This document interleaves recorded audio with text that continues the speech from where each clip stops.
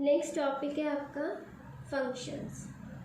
ठीक है, जैसे फंक्शंस आपको मैंने पहले भी कई बार पढ़ाया है।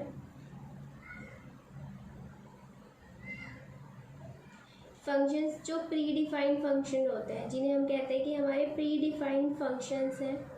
ठीक है, वही फंक्शन होते हैं। जैसे कुछ प्री डिफाइंड फंक्शन होते हैं जो पहले से ही डिफाइन होते हैं, लेकिन कुछ फंक्शंस ऐसे होते हैं जिन्हें हम खुद से भी डिफाइन करते हैं। ठीक है, कुछ फंक्शंस ऐसे होते हैं जो पहले से डिफाइन है, कुछ ऐसे जो हम खुद से डिफाइन करते हैं। तो जो प्री डिफाइंड होते हैं वो तो प्री डिफाइंड फंक्शन कहलाते हैं, और जिन फंक्शंस को हम डिफाइन करते हैं, हम यूज़ करने के लिए बनाते हैं, वो कहलाते हैं यूज़र डिफाइंड फंक्शन, कि यूज़र उनको डिफाइन कर रहा है फंक्शंस। ठीक है, तो जो फंक्शंस होते हैं यूज़र डिफाइंड होते हैं, कुछ हमारे प्री डिफाइंड होते हैं और कुछ यूज़र डिफाइन होते हैं, कि इन्हें यूज़र डिफाइन करता है और ये पहले से ही हमारी लाइब्रेरी में डिफाइन होते हैं। अब हमें फंक्शन की ज़रूरत किस लिए होती है? रीकोड के लिए। ठीक है, function is used for recode, मतलब कि हमने जो कोडिंग कर रखी है, जो हम कोई फंक्शन है, एक प्रोग्राम हमने बनाया, उसमें हमने एक फंक्शन बनाया प्लस का, सम का फंक्शन बनाया। अब हम फंक्शन सम का क्यों बनाते हैं? कि अगर हमें एक से ज़्यादा मोर देन वन टाइम अगर हमें प्लस कहीं करना है, किसी ऑपरेशन में हमें 4 टाइम प्लस करना है, तो हम 4 के 4 टाइम प्लस नहीं लिखेंगे। ठीक है, हम 4 के 4 टाइम प्लस नहीं लिखेंगे। हम क्या करेंगे? सिर्फ उस फंक्शन को यूज़ करेंगे। हम एक बार फंक्शन को डिफाइन कर देंगे, सम नाम के फंक्शन को, और फिर बार बार उसे यूज़ करेंगे, यानी हम उसी कोड को बार बार रीयूज़ कर रहे हैं। ठीक है, तो इसलिए हम फंक्शंस को डिफाइन करते हैं, फंक्शंस हम बनाते हैं। अब फंक्शंस जो होते हैं वो आपके 4 टाइप्स के होते हैं। ठीक है, टेक समथिंग, जो फर्स्ट है आपका take something, return something. 4 types के आपके फंक्शंस होते हैं। Take something and return something.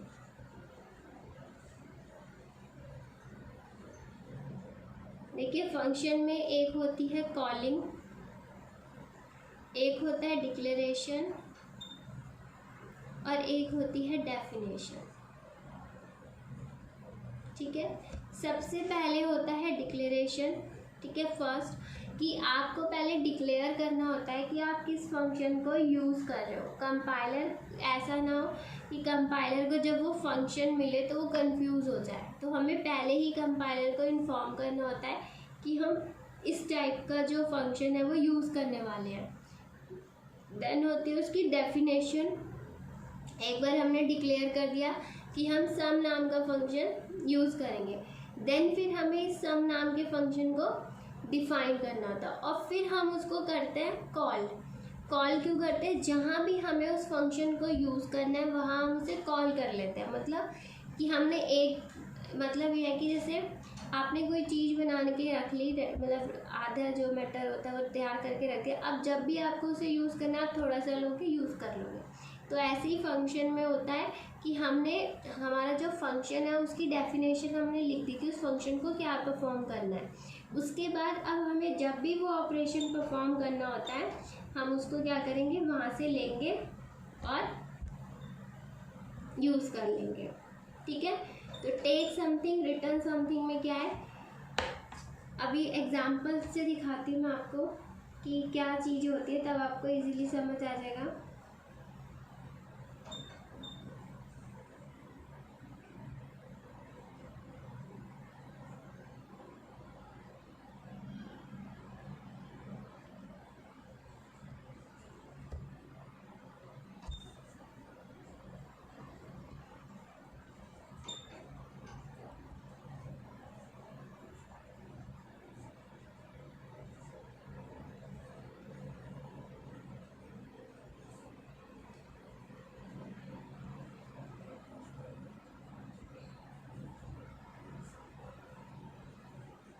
y in range 2, x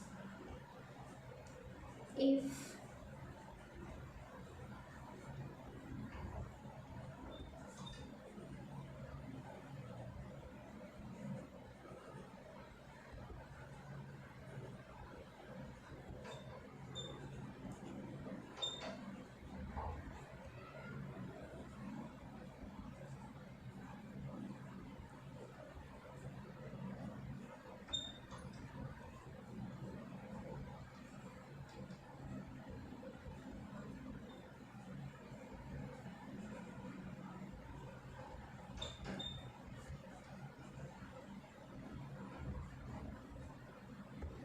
ये है take something and return something.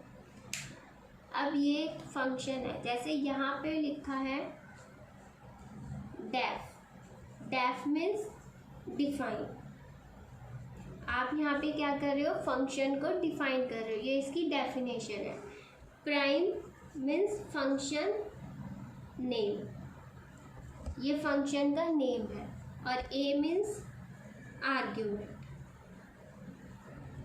ठीक है, तो हम जब भी किसी फंक्शन को डिफाइन करेंगे उससे पहले हम लिखेंगे DEF डेफ, उसके बाद उस फंक्शन का नेम, देन उसके अंदर कितने भी पैरामीटर हो सकते हैं, आर्ग्यूमेंट हो सकते हैं, इसमें एक है तो एक। ठीक है, टेक समथिंग का मतलब ये है कि ये कुछ इनपुट ले रहा है, टेक समथिंग। ठीक है, यानी कि यहाँ पे कोई वैल्यू है। आगे आप देखोगे कि कुछ ऐसे फंक्शंस होते हैं जिसमें कि कोई वैल्यू नहीं होगी। ठीक है, तो यहाँ पे क्या है, टेक समथिंग, कि ये कुछ इनपुट ले रहा है। अब हमारा ये प्रोग्राम है for x in range 2 to a, ये सारी चीज़ें हैं। अब हम जहाँ पे हमारा फंक्शन डिफाइन है, यानी कि इतने पार्ट पे हमारा फंक्शन डिफाइन है, तो कंपाइलर अभी पहले इसको रन नहीं करेगा। रन कहाँ करेगा, इतना पार्ट वो स्किप कर देगा जहाँ हमारा फंक्शन डिफाइन है। अब वो आएगा नेक्स्ट इस लाइन पे। ये स्टेटमेंट क्या कह रही है, हमने एक लिस्ट क्रिएट करी है, ब्लैंक स्क्वायर ब्रैकेट है, इट मीन्स ब्लैंक लिस्ट जो है वो क्रिएट करी है। उसके बाद एक सी वेरिएबल बनाया है, फंक्शन का नेम हमने यहाँ लिखा है सेम एज इट इज़, यहाँ लिखा है प्राइम, तो यहाँ भी लिखा है प्राइम। ब्रैकेट में हमने लिखा है 10, तो ये हम 10 इनपुट कर रहे हैं इस ए के अंदर। ये जो 10 है ये आपका इनपुट हो रहा है ए में, और इसको हम कहते हैं कॉलिंग। यहाँ पे हम क्या कर रहे हैं, कॉलिंग। देखिए पाइथन में ना डिक्लेरेशन नहीं होता है, अदर लैंग्वेजेस में डिक्लेरेशन होता है, पाइथन में सिर्फ दो ही चीज़ें होती है, डेफिनेशन और कॉलिंग। तो ये तो है हमारी डेफिनेशन और ये है हमारी कॉलिंग। कॉलिंग कैसे, जैसे कि फंक्शन का नेम लिखा, जितने आर्ग्यूमेंट्स यहाँ आए उसमें हम वैल्यू इनपुट करेंगे। जैसे हमने 10 दिया तो 10 इसमें स्टोर हो गया। ठीक है, तो यहाँ पे जब हमने इसको कॉल करा है, तो जब कॉल करा तो यहाँ से ये पहले इसके पास जाएगा। ए की वैल्यू कितनी हो गई आपकी, 10। तो for x in range 2 to 10, यानी 2 to 10 का रेंज एक वैल्यू कम लेती है। इट मीन्स 2, 3, 4, 5, 6, 7, 8 तक हमारी वैल्यूज़ जो है वो रेंज में आएंगी। तो पहले x में क्या आया 2 और y में क्या आया, इन रेंज 2 to x, यानी 2 से लेके 2 तक, यानी 2 to 2। उसके बाद इसको डिवाइड करा, अगर 2 से डिवाइड हो जाएगा 2 से, तो वो ब्रेक होके बाहर आ जाएगा। ठीक है, ब्रेक होके बाहर आ जाएगा किससे, इस वाले लूप से, क्योंकि ब्रेक मैंने आपको बताया था ब्रेक क्या करता है, इस स्टेटमेंट से बाहर आ जाता है। ये इससे बाहर आ गया, देन दोबारा x एग्जीक्यूट होगा। अब x हमारा कितना हो जाएगा,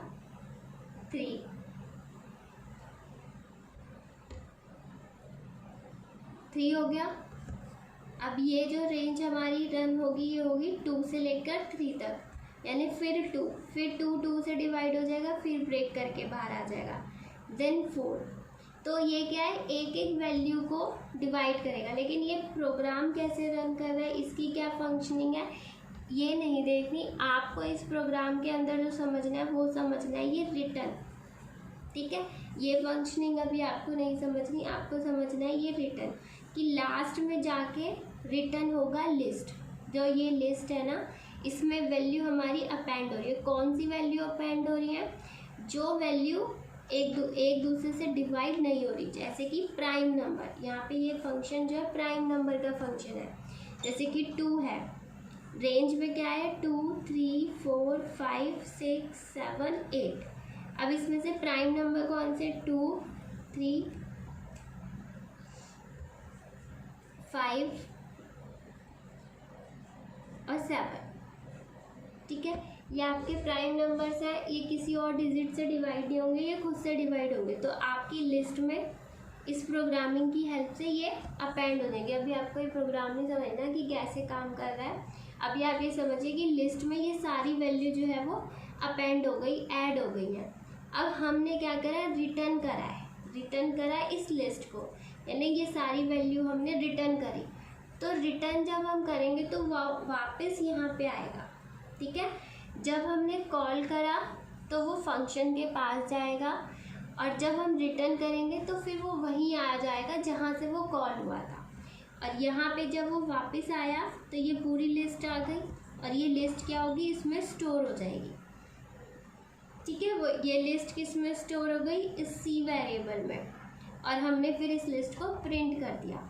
तो इसमें क्या है? मेन जो मोटिव है, टेक समथिंग रिटर्न समथिंग, यानी ये कोई वैल्यू ले रहा है और कोई वैल्यू दे भी रहा है। एक सिंपल से एग्जांपल से और समझाती हूँ, शायद आपको ये थोड़ा सा टफ लगा हो। मैं सम बता देती हूँ 2 नंबर का, ठीक है, वो बहुत इजी है। तो आपको डिफाइन करना है सम, ठीक है। सम ए और बी, इसे डिफाइन करोगे तो ए बी इसमें है, C is equal to A plus B and then return C, okay. तो ए इज इक्वल टू, आप कोई इनपुट ले लो, यहाँ इंट ले लो पहले, एंटर वैल्यू,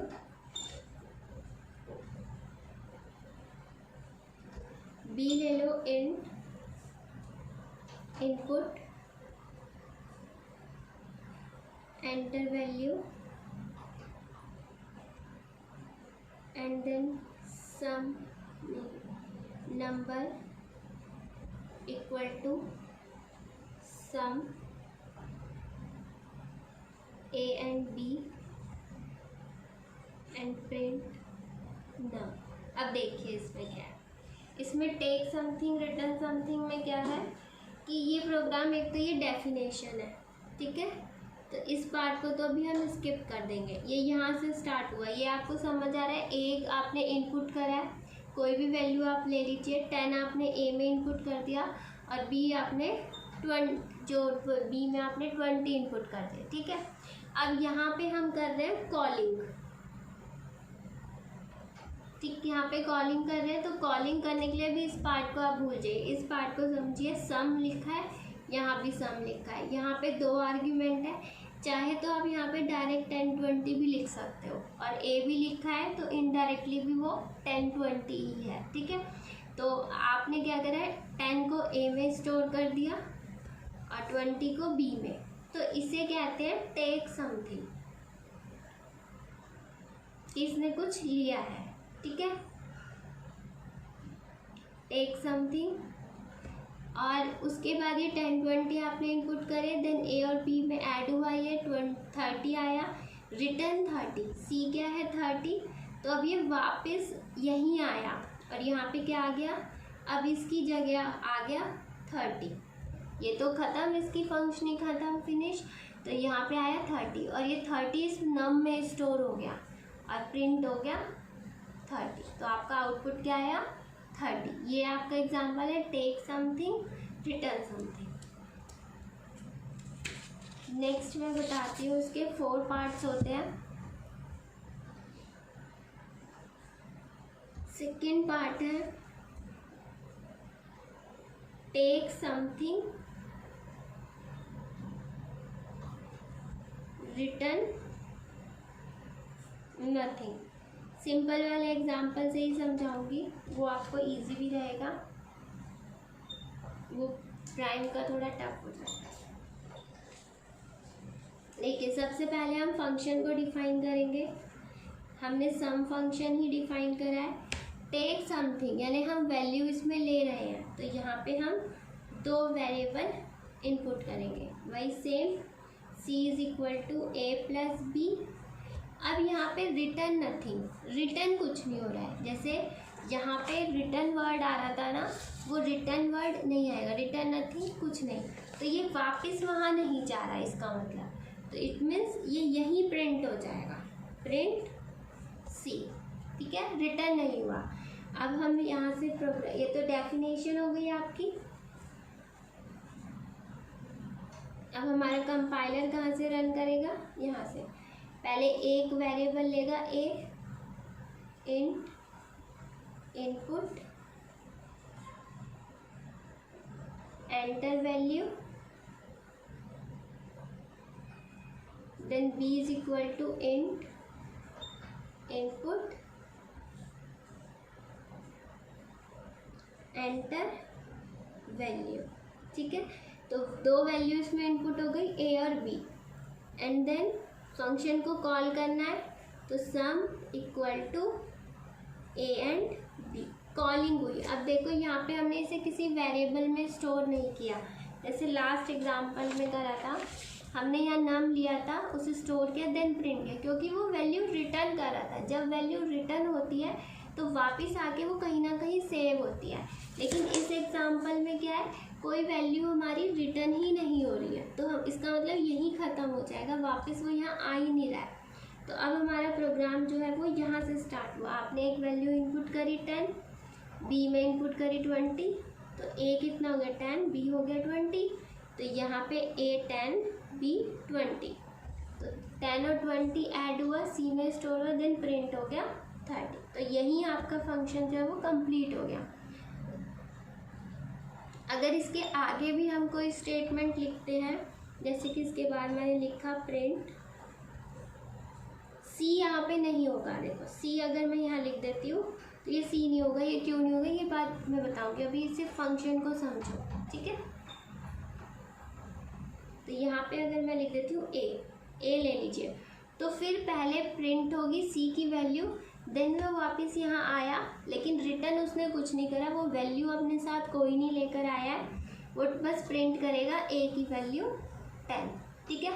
तो टेक समथिंग, उसने कुछ लिया है, ठीक है, कॉलिंग के टाइम पे आपने उसे गिवन कोई इनपुट दिया है, पर रिटर्न उसने कुछ नहीं किया। नेक्स्ट आपका पॉइंट है take nothing return nothing.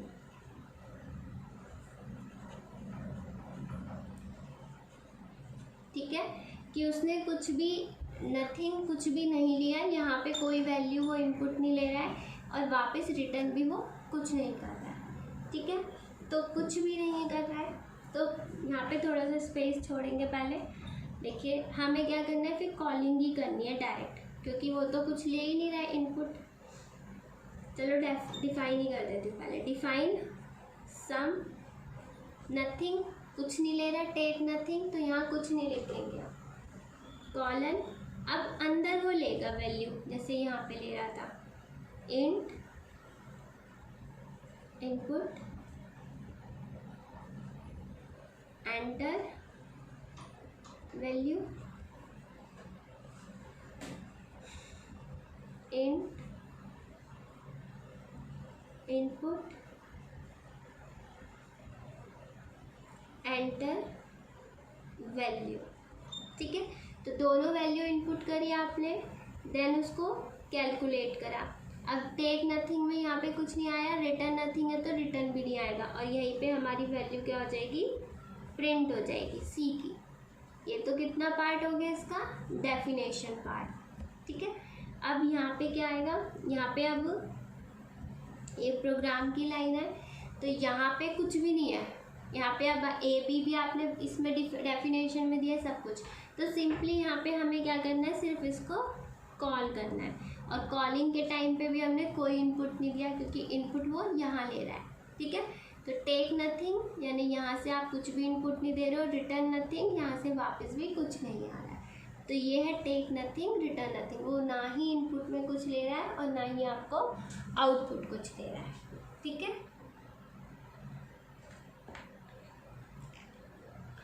Next आपका जो टाइप है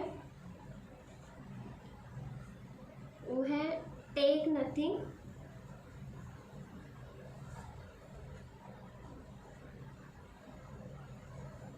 return something. Take nothing return something. Take nothing means यहाँ पे कुछ नहीं ले रहा है लेकिन रिटर्न कर रहा है, मीन्स यहाँ रिटर्न कर रहा है। ठीक है, तो ले कुछ नहीं रहा है तो आप डिफाइन करोगे सम फंक्शन को, a is equal to int input enter value, b is equal to int input enter value, c is equal to a plus b. अब रिटर्न समथिंग है तो फंक्शन के अंदर से आपको वैल्यू क्या करनी है, रिटर्न c। अब ये चीज़ याद रखना है कि रिटर्न हमेशा एक वैल्यू होगी या कोई एक्सप्रेशन होगा। ठीक है, एक वैल्यू रिटर्न होगी, यहाँ पे आप c कॉमा बी नहीं लिख सकते हो या a कॉमा बी नहीं लिख सकते, दो वैल्यू रिटर्न नहीं होगी। हमेशा वैल्यू जब भी रिटर्न होगी एक ही रिटर्न होगी। और यहाँ पे टेक नथिंग है तो हम सिंपली सम फंक्शन को कॉल कर रहे हैं, बट रिटर्न है तो रिटर्न हो के जब वो यहाँ पे आएगा तो वो कहीं ना कहीं उसको स्टोर करेगा और फिर उसको प्रिंट कर देगा।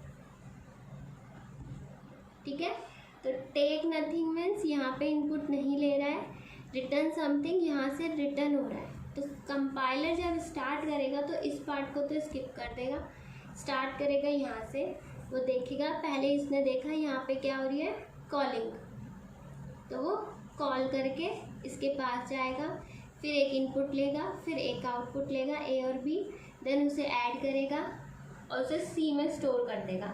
c में स्टोर करने के बाद वो c की वैल्यू को यानी 30 को रिटर्न करेगा, रिटर्न करके वो वापस यहाँ आया, ये इरेज हो जाएगा और यहाँ आ जाएगा 30, क्योंकि 10 20 है, ये नम हो गई वैल्यू हमारी 30 और वो 30 को फिर प्रिंट करेगा। तो फंक्शन के ये 4 टाइप्स ही होते हैं, इसी के बेस पे इसके सारे क्वेश्चंस होते हैं। ये जो मैंने क्वेश्चन आपको बताया ये सबसे सिंपल है, और जो पहले फर्स्ट प्रोग्राम में मैंने इस तरह से आपको बताया था, इस तरह से ही इसके प्रोग्राम जो है वो बनते हैं। ये अभी आपके लिए थोड़ा सा मुश्किल है क्योंकि अभी आपने करे नहीं है क्वेश्चंस, बट अभी इसका फॉर्मेट देख लीजिए कि कैसा होता है, इस तरह से ये डिफाइन होता है। अब इसमें एक चीज़ और होती है, लोकल वेरिएबल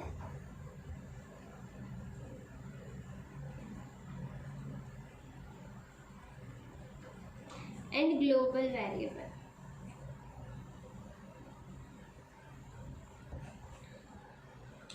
लोकल वेरिएबल का मतलब होता है जो वेरिएबल हमारे फंक्शन के अंदर डिफाइन होते हैं।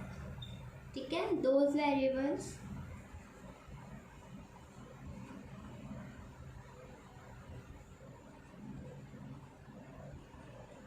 which are defined inside the function, जो फंक्शन के अंदर वेरिएबल्स डिफाइन होते हैं। और ग्लोबल वेरिएबल वो होते हैं जो फंक्शन के बाहर डिफाइन होते हैं। ठीक है,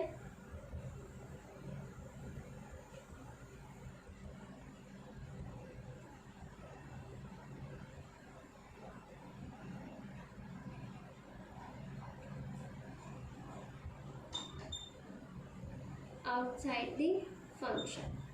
ठीक, अब कैसे, अब इसमें अगर हम देखें इस क्वेश्चन के अंदर तो हमारा लोकल वेरिएबल कौन सा है और ग्लोबल वेरिएबल कौन सा है। इस फंक्शन के अंदर हम बात करें तो जो वेरिएबल फंक्शन के अंदर डिफाइन है इनसाइड द फंक्शन, तो फंक्शन है सम के अंदर एक वेरिएबल a है, एक वेरिएबल b है और एक वेरिएबल c है। तो a बी सी हमारे क्या हो गए, लोकल।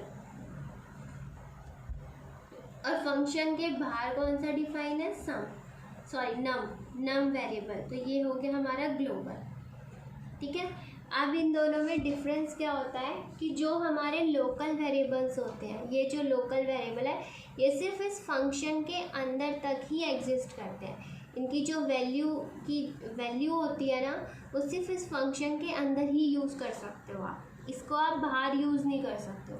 जब रिटर्न करके आया है सी, तब तो रिटर्न से तो सी की वैल्यू यहाँ स्टोर हो गई, सी नहीं आया, सी वेरिएबल है, उसकी सिर्फ वैल्यू आई है। ठीक है, अगर मैं यहाँ लिख दूँ प्रिंट सी, तो उसको नहीं पता सी क्या है, क्योंकि सी की जो लाइफ है वो इस फंक्शन के अंदर है। अगर मैं यहाँ लिख देती हूँ प्रिंट सी, तो प्रिंट सी की वैल्यू प्रिंट हो जाएगी 30, लेकिन अगर मैं यहाँ लिख देती हूँ प्रिंट सी, तो वो दिखा देगा एरर, क्योंकि लोकल वेरिएबल की जो लाइफ होती है वो उसके फंक्शन के अंदर ही होती है जहाँ वो डिफाइन है। ठीक है, हर फंक्शन की, जैसे कि मानो एक सम नाम का फंक्शन है और एक मल्टीप्लाई नाम का फंक्शन है, यहाँ पे ए बी सी है और यहाँ भी ए बी सी है, तो ये ए बी सी डिफरेंट है और ये ए बी सी डिफरेंट है। जब आप इसके अंदर लिखोगे ए बी सी को, यूज़ करोगे प्रिंट ए बी सी, तो इसकी वैल्यू प्रिंट होगी, और जब इसके अंदर लिखोगे तो इसकी वैल्यू प्रिंट होगी। ठीक है, तो ये दोनों डिफरेंट है। अगर यहाँ पे हम मल्टीप्लाई फंक्शन लेते हैं और लिखते हैं एक्स वाई जेड, यहाँ लिखते हैं ए बी सी, तो एक्स वाई जेड इसमें एग्जिस्ट करते हैं, ए बी सी इसमें एग्जिस्ट करते हैं। अगर मैं इस फंक्शन के अंदर ए बी सी को यूज़ करने लगूँ, यहाँ पे लिया वेरिएबल एक्स वाई जेड और यूज़ करूँ ए बी सी, तो वो एरर शो कर देगा। ठीक है, तो लोकल वेरिएबल्स हमारे क्या होते हैं, जो फंक्शन के अंदर ही डिफाइन होते हैं, और ग्लोबल वेरिएबल हमारे वो वेरिएबल्स होते हैं जो हर जगह यूज़ हो सकते हैं। यानी जैसे कि ये नम, ये ग्लोबल है, ये फंक्शन के बाहर है, तो इस नम को मैं इसमें भी यूज़ कर सकती हूँ और इसमें भी यूज़ कर सकती हूँ। चलिए मैं आपको एक एग्जांपल से बताती हूँ इसको, सम और मल्टीप्लाई से। ठीक है, तो क्योंकि ये इम्पॉर्टेंट टर्म है,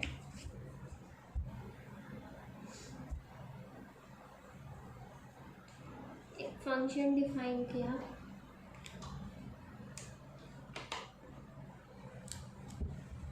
सम नाम का।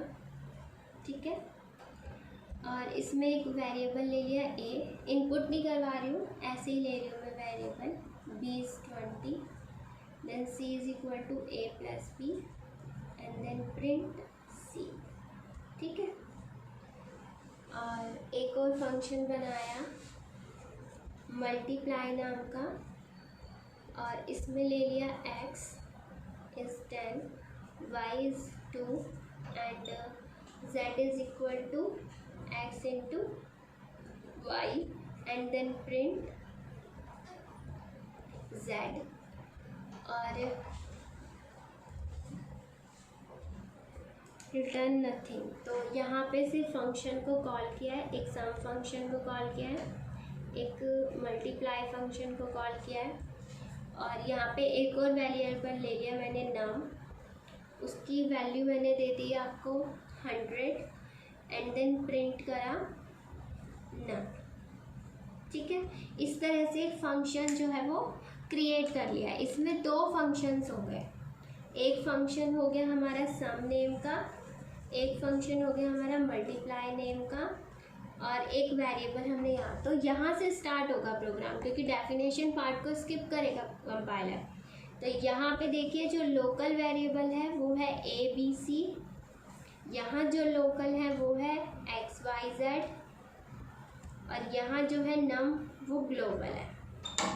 ठीक है, तो नम अगर यहाँ यूज़ कर रहे हैं, और इसी के साथ अगर मैंने लिख दी एक, चलिए पहले इतना समझाती हूँ।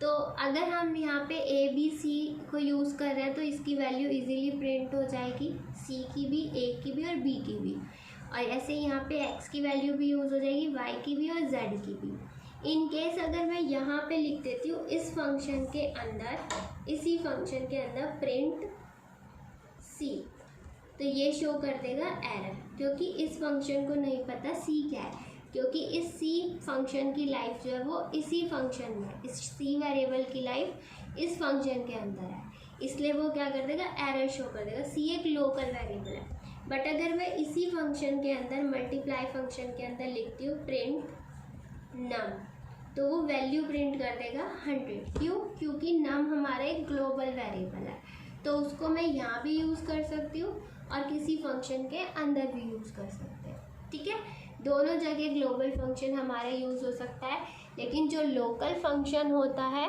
वो कहाँ यूज़ होता है? लोकल फंक्शन सिर्फ उस फंक्शन, लोकल वेरिएबल सिर्फ उस फंक्शन के अंदर यूज़ होता है जहाँ उसको डिफाइन करा आपने। ठीक है, अब एक तरीके से देखिए, सम लिया, एक सिंपल वेरिएबल ले लियो, ज़्यादा कुछ नहीं ले रहे,